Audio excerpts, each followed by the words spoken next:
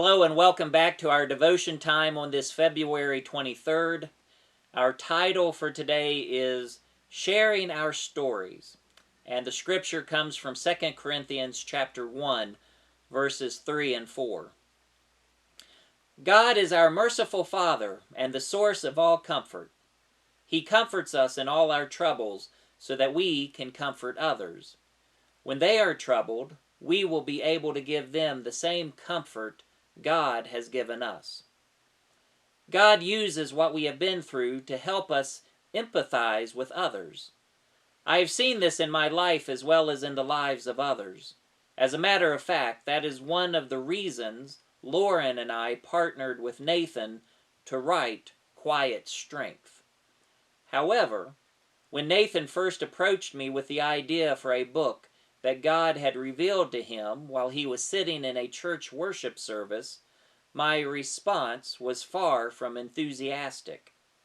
No, I just couldn't picture myself walking into a bookstore and seeing a display of books with my name and face plastered on the front covers. I couldn't imagine that I would have anything to share that anyone would want to hear. And so we put the idea of a book about me aside. And then my team, the Indianapolis Colts, won the Super Bowl.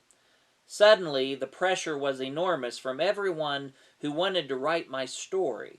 It had been 3 years since Nathan and I had first talked, so we revisited my reluctance, and I changed my mind. It was the right decision for many reasons, but the one that was the main one turned out to be the most gratifying. Going into it, we felt that if one life would be blessed and made better because of something we shared, it would be worth the effort. I never imagined what God was going to orchestrate. We heard story after story of people who had been blessed, comforted, and whose lives have been made better because they read Quiet Strength. In many instances, people shared that they were challenged to make a difference in the world because of something we had written.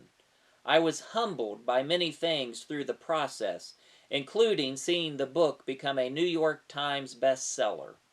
It was remarkable to see what God was able to do with my willingness to share. What about your own story?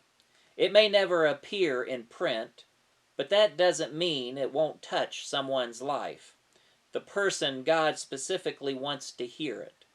God has given you a unique story to share with at least one person, one that will bless his or her life. And our thought for the week is, look for opportunities to share a word of comfort and grace with someone today, perhaps through a story of what God has done in your life. Thank you for joining me today, and I will see you next time.